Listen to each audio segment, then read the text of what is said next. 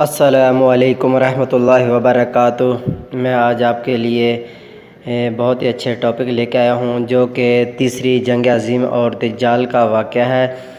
دجال کے بارے میں بتاؤں گا، دجال کہاں سے آئے گا اور کیسے آئے گا، کیا اس کی علامات ہے، اور جو دنیا میں جو کچھ بھی ہو رہا ہے اس کے بارے میں بتاؤں گا۔ نبی صلی اللہ علیہ وسلم نے جو پیش گوئیاں پہلے فرما دی ہیں اس کے بارے میں آپ کو بتانا چاہتا ہوں، اور اس کی میں قسط وائز آپ کو بتاتا رہوں گا، جو کہ تیسری جنگ عظیم اور دجال کا ظہور ہوگا کیسے ہے۔ اور سب سے پہلے میں نبی صلی اللہ علیہ وسلم کی پیش گوئیاں میں بتاتا ہوں آپ کو۔ نبی صلی اللہ علیہ وسلم نے جو پیش گوئیاں کی ہیں امام مہدی کے بارے میں، حضرت مہدی کے خروج کے بارے میں، اہل سنت والجماعت کا 1400 سال یہ نظریہ ہے کہ وہ آخری دور میں تشریف لائیں گے اور امت مسلمہ کی قیادت کریں گے، اللہ کی زمین پر قتال فی سبیل اللہ کے ذریعے اللہ کا قانون نافذ کریں گے، جس کے نتیجے میں امن و امان کا بول بالا ہو جائے گا۔ عقیدۃ الخروج مہدی کے بارے میں مدذل مفصل مطالعہ حضرت مفتی نظام الدین اولیاء کی کتاب سے مطالعہ یقیناً فائدہ مند ثابت ہوگا۔ البتہ یہ بات ذہن نشین رہے، یہ وہ مہدی نہیں ہوں گے جن کے بارے میں اہل تشیع نے یہ عقیدہ گھڑ رکھا ہے۔ وہ مہدی حسن عسکری ہیں جو سمارا کی پہاڑیوں سے نکلیں گے۔ اس بارے میں علماء امت نے بے شمار کتابیں لکھی ہیں جن میں اس نظریہ کو غلط ثابت کیا گیا ہے۔ حضرت امام مہدی کا نسب ترجمہ حضرت ام سلمہ سے فرماتی ہیں کہ میں نے رسول کریم صلی اللہ علیہ وسلم کو یہ فرماتے ہوئے سنا ہے کہ مہدی میرے خاندان میں سے ہوں گے اور حضرت فاطمہ کی اولاد سے ہوں گے۔ حضرت ابو اسحاق کہتے ہیں حضرت علی رضی اللہ تعالیٰ عنہ نے اپنے صاحبزادے حضرت حسن رضی اللہ تعالیٰ عنہ کی طرف دیکھ کر کہا، میرا بیٹا، جیسا کہ رسول کریم صلی اللہ علیہ وسلم نے اس کے بارے میں فرمایا، سردار ہے، ان قریب اس کی پشت سے ایک شخص پیدا ہوگا جس کا نام تمہارے نبی کے نام پر ہوگا، وہ اخلاق و عادات میں حضور کریم صلی اللہ علیہ وسلم پر مشابہ ہوگا، ظاہری شکل و صورت میں آپ صلی اللہ علیہ وسلم کے مشابہ نہ ہوگا۔ پھر حضرت علی رضی اللہ تعالیٰ عنہ نے زمین کو عدل و انصاف سے بھر دینے کا واقعہ فرمایا۔ حضرت ابو سعید خضری فرماتے ہیں کہ رسول کریم صلی اللہ علیہ وسلم نے فرمایا، مہدی میری اولاد میں سے ہوں گے، روشن کشادہ پیشانی، اونچی ناک والے، روح زمین کو عدل انصاف سے بھر دیں گے۔ جس طرح وہ ظلم ستم سے بھری ہوئی، وہ 7 برس تک زمین پر برسر اقتدار رہیں گے۔ حضرت مہدی کی والد کی طرف سے حضرت حسن عسکری سے ہوں گے اور ماں کی طرف سے حضرت حسین رضی اللہ تعالیٰ عنہ کی اولاد سے ہوں گے۔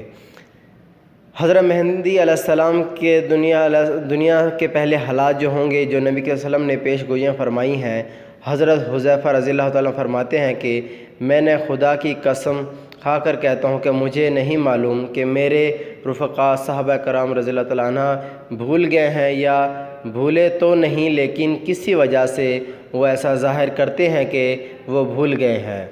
میں خدا کی قسم رسول کریم صلی اللہ علیہ وسلم نے کسی بھی ایسے فتنہ پر دراز کو کرنے سے نہیں چھوڑا تھا جو دنیا کے ختم ہونے تک پیدا ہونے والا ہے، جس کے ماننے والوں کی تعداد 3 یا 300 سے زیادہ ہوگی۔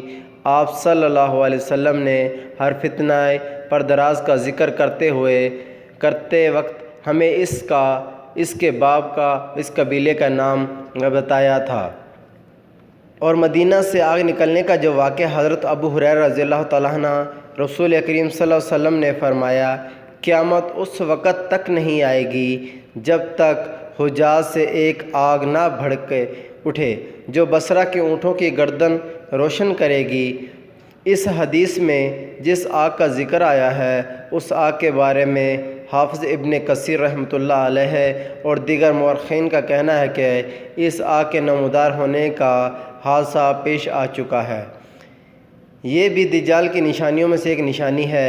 یہ آگ جمادی الثانی 250 جمادی الدن مدینہ منورہ کی بعض وادیوں میں نمودار ہوئی اور تقریباً مہینہ تک چلی۔ راویوں نے اس کی کیفیت یہ لکھی ہے کہ اچانک حجاج کی جانب سے وہ آگ نمودار ہوئی اور ایسا معلوم ہوتا تھا کہ آگ کا پورا ایک شہر ہے، اس میں قلعہ یا برج یا کنگورے جیسی چیزیں موجود ہیں۔ اس کی لمبائی 4 فرنگس اور چوڑائی 4 میل تھی۔ آگ کا سلسلہ جس پہاڑ تک پہنچتا اس کو شیشے اور موم کی طرح پگھلا دیتا۔ اس کے شعلوں میں بجلی کی کڑک جیسی آواز اور دریا کی موجوں جیسا جوش تھا۔ یہ محسوس ہو رہا تھا جیسے اس کے اندر اور سرخ اور نیلے رنگ کے دریا نکل رہے ہوں، اور آگ اسی کیفیت کے ساتھ مدینہ منورہ تک پہنچی۔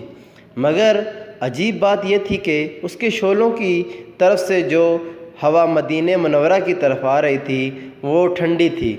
علماء نے لکھا ہے کہ اس آگ کی لپٹیں مدینہ کے تمام جنگلوں کو روشن کیے ہوئے تھیں، یہاں تک کہ حرم نبوی اور مدینہ کے تمام گھروں میں سورج کی طرح روشنی پھیل گئی تھی۔ لوگ رات کے وقت اس کی روشنی میں اپنے سارے کام کاج کرتے تھے، بلکہ ان دنوں میں اس علاقے کے اوپر سورج اور چاند کی روشنی ماند ہو گئی تھی۔ مگر مکہ مکرمہ کے بعض لوگوں نے یہ شہادت دی، اس وقت یمامہ اور بصرہ میں جو لوگ تھے وہ اس عجیب خصوصیات میں سے ایک یہ تھی کہ یہ پتھروں کو تو جلا کر کوئلہ کر دیتی تھی، لیکن درختوں پر اس کا کوئی اثر نہیں ہوتا تھا۔ کہتے ہیں کہ جنگل میں ایک بہت بڑا پتھر تھا جس کا آدھا حصہ حرم مدینہ کی حدود میں تھا اور آدھا حصہ حرم مدینہ سے باہر تھا۔ آگ نے اس آدھے حصے کو جلا کر کوئلہ کر دیا اور جو حرم مدینہ سے باہر تھا، لیکن جب آگ اس حصے تک پہنچی تو حرم میں تھا جو ٹھنڈی پڑ گئی اور پتھر کا وہ حصہ بالکل محفوظ رہا۔ بصرہ کے لوگوں نے اس بات کی گواہی دی، ہم نے اس رات آگ کی روشنی میں جو حجاج سے ظاہر ہو رہی تھی بصرہ کی اونٹوں کی گردنوں کو روشن کرتے ہوئے دیکھا۔ حضرت علی ابن ابی طالب سے روایت ہے کہ نبی کریم صلی اللہ علیہ وسلم نے فرمایا، جب میری امت 15 خصلتوں کا ارتکاب کرے گی تو ان پر بلائیں نازل ہوں گی۔ پوچھا گیا، یا رسول کریم صلی اللہ علیہ وسلم وہ کون سے افعال ہوں گے؟ فرمایا، جب مال غنیمت کو اپنی دولت سمجھا جائے گا اور امانت کو غنیمت کی طرح سمجھا جائے گا اور زکوٰۃ کو تاوان سمجھا جائے گا اور آدمی اپنی بیوی کی اطاعت کرے گا اور اپنی ماں کی نافرمانی کرے گا اور اپنے دوستوں کے ساتھ احسان کرے گا، اپنے باپ کے ساتھ بے وفائی کرے گا اور مساجد میں آوازیں بلند کی جائیں گی اور قوم کا سب سے ذلیل آدمی قوم کا حاکم ہوگا۔ یہ سب چیز ہے جو آج کے دور میں واقع ہے، اور آدمی کا اکرام اس کے شر سے بچنے کے لیے کیا جائے گا۔ شراب پی جائے گی کثرت سے، مرد ریشم کے کپڑے پہنیں گے، گانے والیاں گانے بجانے کے آلات بنائیں گے، اور اس امت کے بعد کا طبقہ پہلے لوگوں پر لعنت کرے گا۔ بس اس وقت کا انتظار کرنا، سرخ آندھی کا یا زمین کے دھنس جانے کا یا چہرہ مسخ ہو جانے کا۔ اس حدیث میں مال غنیمت کو اپنی دولت سمجھنے کے بارے میں آیا ہے، اور اس سے مجاہدین کو بہت ہوشیار رہنا چاہیے۔ مال غنیمت میں بغیر امیر کی اجازت کے کوئی تصفر نہیں کرنا چاہیے۔ ابلیس ہر انسان کو اس کی نفسیات کے اعتبار سے گمراہ کرتا ہے، اور اس بارے میں اللہ کی راہ میں جہاد کرنے والوں کو بہت احتیاط سے کام لینا ہوگا، بلکہ بیت المال میں بھی بغیر اجازت کے کوئی دست درازی نہیں کرنی چاہیے۔ اسی طرح مجاہدین شیطان کے دھوکے سے بچ کر اپنے جہاد کو مقبول بنا سکتے ہیں، ورنہ کتنے ہی لوگ برس ہا برس تک جہاد کرتے رہتے ہیں، لیکن تھوڑی سی مالی خیانت کی وجہ سے اپنا جہاد خراب کر بیٹھتے ہیں۔ اسی لیے اس راستے کی نزاکتوں کو ہر ساتھی کو سمجھنا چاہیے۔ شراب اسی وقت بھی عام ہے، اگرچہ پاکستان میں بھی اسے محفوظ ہے، لیکن روشن خیالی کی جانب اس کو لے جایا جا رہا ہے، تو اس کا حال تیونس اور ترکی جیسا کرنے کی کوشش کی جا رہی ہے، جہاں مسجد کے باہر شراب کی دکانیں ہوتی ہیں۔ ترجمہ: حضرت ابو سعد خضری سے منقول ہے کہ نبی کریم صلی اللہ علیہ وسلم نے فرمایا، تم ضرور پہلے لوگوں کی روش اور طرح کی مکمل طور پر اتباع کرو گے، یہاں تک کہ اگر کسی ہوئے تو تم ان کی اتباع میں اس میں داخل ہوگے۔ حضرت ابو ہریرہ فرماتے ہیں کہ آپ صلی اللہ علیہ وسلم سے ہم نے دریافت کیا، یا رسول اللہ صلی اللہ علیہ وسلم، پہلے والوں سے مراد یہود و نصارہ ہیں؟ تو آپ صلی اللہ علیہ وسلم نے فرمایا، اور کون ہے؟ یعنی کہ وہی ہیں۔ اس وقت مسلمانوں کے اندر اکثر بیماریاں پائی جا رہی ہیں، جس میں پہلی امتیں مبتلا تھی: زنا، شراب، جوا، بے ایمانی، حق قتل کرنا، اللہ کی کتاب میں تحریف کرنا، نبی صلی اللہ علیہ وسلم کی سیرت و تعلیمات کو مسخ کر کے پیش کرنا، یہودیوں کی طرح دین ان کی باتوں پر عمل کرنا جو نفس کو اچھی لگتی ہوں، اور ان باتوں پر پس سے پردہ ڈال دینا جو نفس پر دشواری ہو، یتیموں اور بیواؤں کا مال کھانا، اور طاقتور کے خوف یا مالدار پیسے لینے کے احکام الہی میں تعریف اور تعدیل کرنا وغیرہ۔ اور دجال کی ایک اور نشانیاں بھی ہیں کہ حضرت انس ابن مالک فرماتے ہیں کہ رسول اللہ صلی اللہ علیہ وسلم نے فرمایا، قیامت اس وقت تک نہیں آئے گی جب تک لوگ مسجدوں میں آنے اور بنانے میں ایک دوسرے کو دکھاوا نہ کریں۔ آج یہ ہو چکا ہے، لوگ مسجدیں سب سے زیادہ خوبصورت بنا رہے ہیں، اور مسجدوں میں لوگ بن سنور کے جاتے ہیں، دکھاوے کے لیے نمازیں پڑھتے ہیں۔ اور اس سے بہتر ہے کہ ہم اپنے کچی مسجدوں میں نماز پڑھتے ہیں، اللہ پاک ان کی دعاؤں کو بھی قبول فرماتا ہے اور ان کو پسند کرتا ہے۔ یہ دکھاوے کی نمازیں اور دکھاوے کی جو مسجدیں بناتے ہیں، یہ سب دکھاوا ہے، اور یہ قیامت کی نشانیوں میں سے قیامت کی نشانی ہے۔ مطلب یہ ہے کہ لوگ مسجدوں میں آتے وقت بھی ایسا انداز میں آئیں گے کہ دوسروں کو اپنی دولت و ستوت کھانا مقصود ہوگا، مسجدیں بنانے میں، دکھانے میں، ہر علاقے میں ایک دوسرے سے خوبصورت مساجد بنانے کی کوشش کریں گے۔ حضرت ابو ذر درہ سے روایت ہے کہ انہوں نے فرمایا، جب تم اپنی مساجد کو سجانے لگو گے اور اپنے قرآن کو زیور وغیرہ سے آراستہ کرنے لگو گے تو تمہارے اوپر ہلاکت ہوگی۔ حضرت عبداللہ ابن عباس سے روایت ہے کہ نبی کریم صلی اللہ علیہ وسلم نے فرمایا، جب کسی قوم کے گناہ زیادہ ہو جائیں تو ان کی مسجدیں بہت زیادہ خوبصورت بنائی جاتی ہیں، اور خوبصورت مساجد دجال کے خروج کے وقت ہی بنائی جائیں گی۔ ٹھیک کہتے ہیں، غلامی میں قوموں کی سوچیں بھی الٹ جاتی ہیں، اور آج اگر کسی علاقے میں خوبصورت مسجد نہ ہو تو اس علاقے والوں کو یوں سمجھا جاتا ہے کہ جیسے اللہ کے ساتھ ان کا کوئی تعلق نہیں، جبکہ جہاں مسجد خوبصورت بنی ہو ان کو کہا جاتا ہے کہ یہ بڑے دیندار لوگ ہیں، لیکن کسی کو پتہ نہیں اللہ کی نظر میں ان کی حقیقت کیا ہے۔ اگر کوئی اہل دل اور احادیث عملی تجربہ کرنا چاہتا ہے تو کچھ دن ان علاقوں کی مسجدوں میں سجدہ کر کے دیکھیں جہاں مسجدیں کچی اور سادہ ہوتی ہیں، پھر اس کو سجدوں کی حلاوت کا احساس ہوگا۔ حضرت علی سے منقول ہے کہ قریب ہے کہ وہ لوگوں پہ ایسا وقت آئے گا کہ اسلام کا صرف نام باقی رہ جائے گا اور قرآن کے صرف الفاظ رہ جائیں گے۔ وہ مسجدیں تعمیل کریں گے حالانکہ وہ اللہ کے ذکر سے خالی ہوں گی۔ اس زمانے میں لوگوں میں سب سے بدترین علماء ہوں گے، انہی سے فتنے نکلیں گے، ان میں ایسے واپس لوٹیں گے۔ اگرچہ اس وقت مسلمانوں کی تعداد 1 ارب 40 کروڑ تک ہے، لیکن اسلام کی حالت کیا ہے؟ کسی ایک ملک میں بھی اسلامی نظام نہیں ہے۔ زبان تو سب کلمہ پڑھ رہے ہیں، اللہ تیرے سوا کوئی حاکم نہیں ہے، مانیں گے، لیکن عملاً اور صورتحال یہ ہے کہ اللہ کو چھوڑ کر سینکڑوں معبود حاکم بنا رکھے ہیں۔ سجدے میں گرے کر اللہ کی برتری کا اعلان کرنے والوں کی تعداد بہت ہے، پر حقیقت یہ ہے کہ انہوں نے اللہ کی حاکمیت و اعلیٰ کے انسانوں کے بنائے ہوئے کفر جمہوری نظام کے ہاتھ فروخت کر دیا ہے۔ جو کلمہ مسلمان پڑھتا ہے وہ اس کا اللہ کے ساتھ ایک معاہدہ ہے کہ اب وہ اللہ کے علاوہ ہر قوت کا، ہر نظام کا، ہر طاغوت کا انکار کرے گا، نہ تو زبان سے اور نہ ہی اپنے عمل سے اس معاہدے کی خلاف ورزی کرے گا۔ لیکن آج کے مسلمان اللہ کو بھی راضی رکھنا چاہتے ہیں اور طاغوت کو بھی ناراض نہیں کرنا چاہتے۔ قرآن نے ایسے لوگوں کے بارے میں فرمایا ہے، یہ لوگ گمراہی کی وجہ سے انہوں نے ان کا کفر لوگوں سے جنہوں نے اللہ کے نازل کردہ یعنی قرآن سے نفرت کی، اور یہ کہا کہ ہم بعض باتوں میں تمہاری پیروی کریں گے، یعنی کہ قرآن کی ساری باتیں نہیں مانیں گے اور کچھ تمہاری بھی مانیں گے۔ روایت میں ہے کہ علماء سے مراد سو ہے، علماء مراد سے سو ہے۔ علماء سو کے بارے میں حضرت شاہ ولی اللہ محدث دہلوی فرماتے ہیں کہ اگر بنی اسرائیل کے علماء کا حال دیکھنا ہو تو علماء سو کو دیکھ لیں۔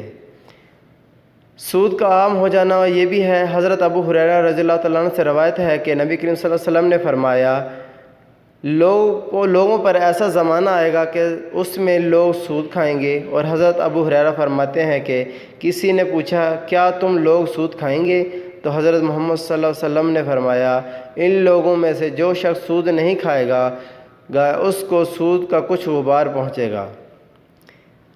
اس حدیث اس دور پر کتنی صادق آتی ہے۔ اگر کوئی سود کھانے سے بچا ہوا ہے تو اس کو سود کا غبار ضرور پہنچ رہا ہے۔ نام نہاد دانشوروں کے ذریعے سودی نظام اسلام پر لیبل لگا کر امت کو سود کھلانے کی کوشش کی جا رہی ہے۔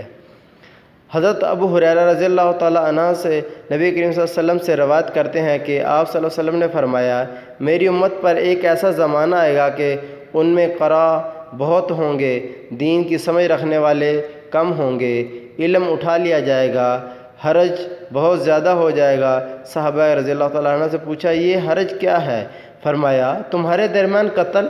پھر اس کے بعد ایسا زمانہ آئے گا کہ لوگ قرآن پڑھیں گے حالانکہ قرآن ان کے حلق سے نہیں اترے گا۔ پھر ایسا زمانہ آئے گا کہ منافق، کافر اور مشرک مومن سے دین کے بارے میں جھگڑا کریں گے، حاکم نے اس کو صحیح کہا ہے اور علماء ذہبی نے اس سے اتفاق کیا ہے۔ اس وقت ہر طرح کے پڑھے لکھے لوگ کثرت سے موجود ہیں، مختلف علوم میں تحقیق اور ماسٹر کرایا جا رہا ہے، لیکن دین کی سمجھ رکھنے والے خال ہی نظر آتے ہیں۔ جو شان ہمارے اصلاح میں نظر آتی تھی، باطل کو ہزار پردوں میں بھی پہچان لیا کرتے تھے، اب وہ بات بہت کم دیکھنے میں آتی ہے۔ قرآن کی سمجھ اور قرآن کا علم اہل طبقے میں بھی مفقود نظر آتا ہے، حالانکہ علوم اور میں انتہائی توجہ صرف کی جاتی ہے اور معلومات کا سمندر تو بہت نظر آتا ہے، لیکن علم کا فقدان ہے۔ منافق اور مشرک قرآن کی آیاتوں کو آڑ بنا کر اہل حق سے بحث و مباحثہ کرتے نظر آئیں گے اور اپنے باطل و اقدار کو قرآن و سنت سے ثابت کرنے کی کوشش کریں گے۔ حضرت ابو عمر اشعری نبی رحمۃ اللہ رضی اللہ تعالیٰ عنہ نبی کریم صلی اللہ علیہ وسلم سے نقل کرتے ہیں کہ نبی کریم صلی اللہ علیہ وسلم نے فرمایا، جن باتوں کا اپنی امت پر خطرہ محسوس کرتا ہوں ان میں سے زیادہ خوف والی یہ بات ہے کہ ان کے لیے مال کی زیادتی ہو جائے گی، جس کی وجہ سے ایک دوسرے سے حسد کریں گے اور آپس میں لڑیں گے۔ ان کے لیے قرآن کا پڑھنا آسان ہوگا، چنانچہ قرآن کو ہر نیک، فاسق، فاجر اور منافق پڑھے گا۔ یہ لوگ فتنے پھیلانے اور اس کی تعویل کی غرض سے اس کے ذریعے مومن سے جھگڑا کریں گے، حالانکہ اللہ تعالیٰ کے سوا اس کی تعویل و تفسیر کو کوئی نہیں جانتا، اور وہ آیات جن کا علم صرف اللہ ہی کو ہے وہ علم میں پختہ کار ہوں گے، اور وہ بھی ان آیات کے بارے میں یوں کہیں گے کہ ہم نے قرآن پر ایمان لائے ہیں۔ مال کی زیادتی اس وقت عام ہے اور عرب ممالک میں مال کی ریل پیل ہے، جس کی وجہ سے تمام فتنے جنم لے رہے ہیں۔ قرآن کا پڑھنا اتنا آسان ہو گیا ہے کہ اب اس کو مختلف ٹی وی چینلز پر عربی رسم الخط کے ساتھ انگلش رسم الخط میں بھی پیش کیا جا رہا ہے۔ اس طرح اگر کسی کو عربی میں قرآن نہیں پڑھنا آتا تو وہ انگریزی میں رسم الخط میں پڑھ سکتا ہے۔ ہر فاسق منافق آج قرآن پڑھتا نظر آتا ہے، بلکہ اس میں بغیر علم اپنی رائے زنی کرتا ہے نہ ہوا نظر آتا ہے۔ ترکی، مصر، تیونس اور امارات کے بعد اب ہمارے ملک میں بھی قرآن و تفسیر وہ لوگ کر رہے ہیں جن کو ذرا برابر بھی علم نہیں۔ یہ وہ لوگ ہیں جو ایک طرف فلموں اور ڈراموں میں کام کرتے ہیں اور امت کو بے حیائی اور بے شرمی کا درس دیتے ہیں، اور دوسری جانب اللہ کی کتاب اور اس کی آیات میں رہزنی کرتے ہیں، اور جس کا علم اللہ نے اپنے پاس رکھا ہے۔ انشاءاللہ تعالیٰ نیکسٹ ویڈیو میں آپ کو اور کچھ بتائیں گے۔ تب تک اللہ حافظ، دعا میں یاد رکھنا، گڈ بائے۔